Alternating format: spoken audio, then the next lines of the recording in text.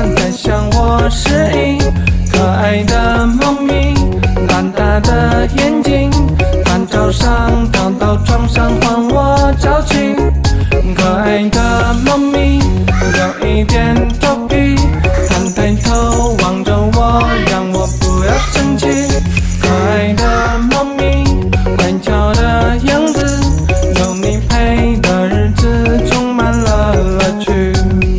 小的时候家里养了一只猫咪，它那么养活我，可爱成了我的记忆。每天放学回去，我都和它一起蹲在地上摸摸脑袋，和它做着游戏，它从来从的围绕，悠然自在的喵喵，在你吃东西时钟报道。看到肚子上玩弄，趴在地上睡懒觉，有的时候就是傲娇任性的小猫，它对这个世界充满了好奇，总是说